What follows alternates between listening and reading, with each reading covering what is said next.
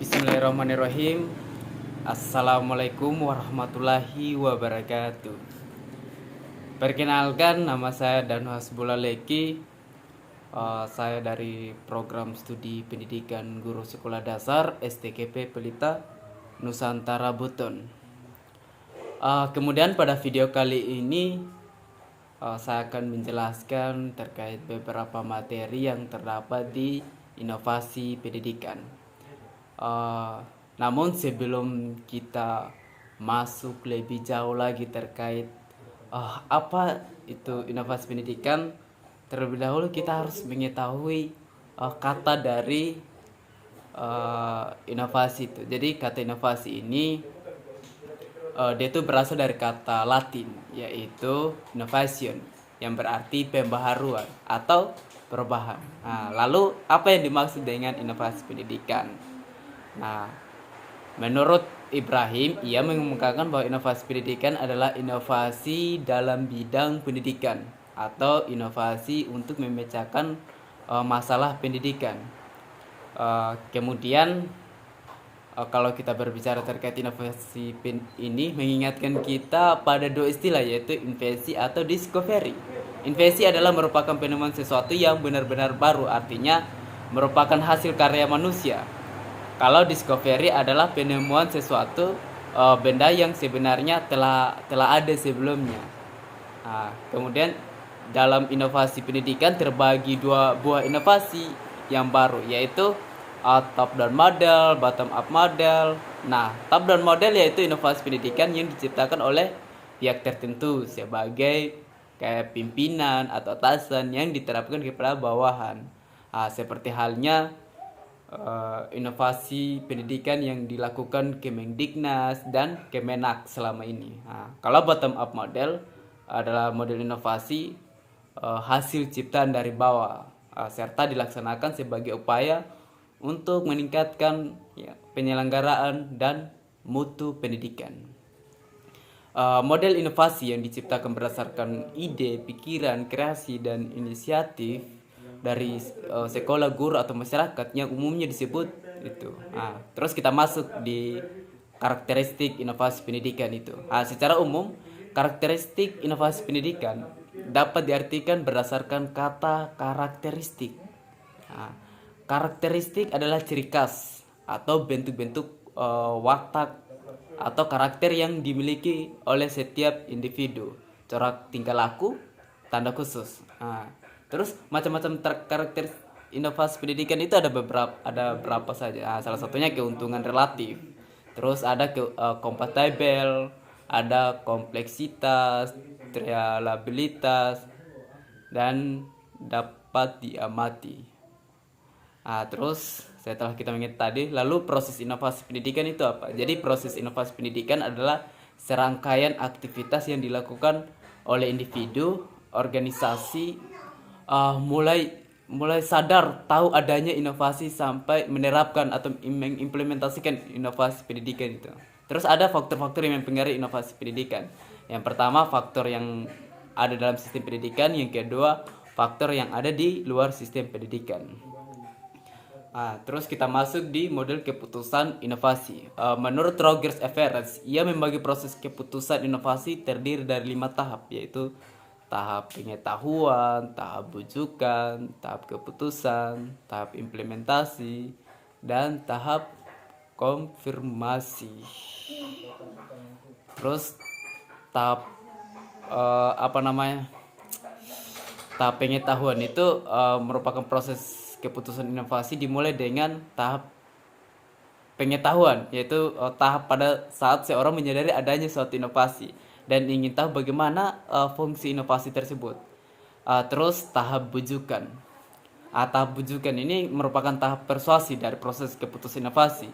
Jadi seseorang membentuk sikap menyenangi atau tidak menyenangi terhadap inovasi. Terus ketiga, tahap keputusan. Tahap keputusan adalah tahap dari proses inovasi yang berlangsung jika seseorang melakukan kegiatan yang mengarah untuk menetapkan, menerima, atau menolak itu inovasi. Terus tahap implementasi. Tahap implementasi dari proses keputusan inovasi terjadi apabila seseorang itu menerapkan inovasi. Kalau tahap konfirmasi, dalam tahap konfirmasi ini seseorang mencari penguatan terhadap keputusan yang telah diambilnya, dan ia dapat menarik kembali tuh keputusannya jika memang diperoleh informasi yang bertentangan dengan informasi semula. Terus kita masuk di strategi inovasi pendidikan. Jadi ada macam-macam strategi inovasi pendidikan itu. Yang pertama, strategi fasilitatif. Strategi fasilitatif merupakan pelaksanaan program perubahan sosial yang di dalamnya itu lebih mengutamakan penyediaan fasilitas. Nah, kalau strategi pendidikan atau reedukatif itu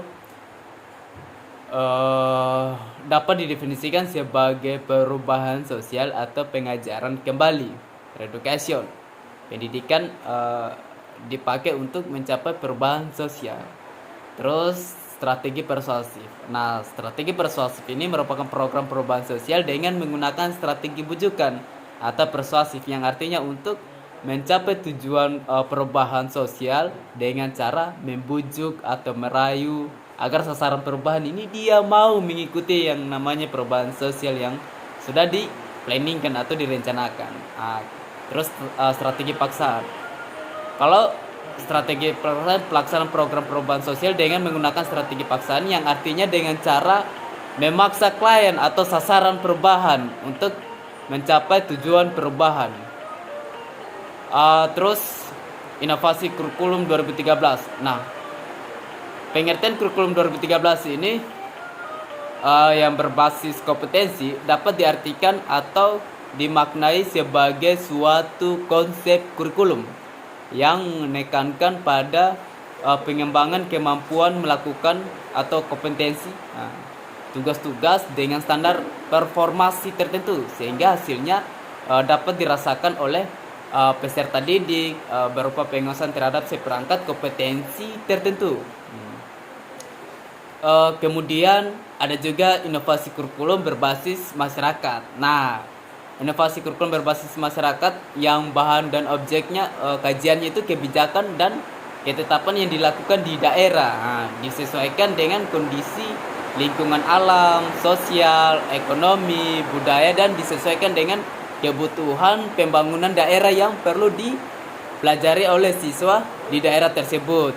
Nah, bagi siswa berguna untuk memberikan kemungkinan dan kebiasaan untuk akrab dengan lingkungan di mana mereka tinggal. Nah, kemungkinan lain mencegah dari keterasingan lingkungan. Jadi terbiasa dengan budaya dan adat istiadat setempat dan berusaha mencintai lingkungan hidup, sehingga sebutan kurikulum ini disebutlah kurikulum berbasis wilayah. Ada juga kurikulum terpadu. Nah, kurikulum terpadu itu disebut dengan integrated kurikulum, merupakan bentuk kurikulum yang meniadakan batas-batas antara berbagai mata pelajaran dan menyajikan bahan pelajaran dalam bentuk unit. Nah, terus kita masuk pembelajaran kuantum. Nah, kuantum ini dipinjam dari dunia fisika, yaitu interaksi yang mengubah energi menjadi cahaya. Maksudnya bagaimana? Nah, maksudnya dalam pembelajaran kuantum, pengubahan bermacam-macam interaksi dalam kegiatan belajar. Interaksi ini mengubah kemampuan dan bakat alamiah guru dan siswa menjadi cahaya yang bermanfaat bagi kemajuan mereka dalam belajar secara aktif dan efisien.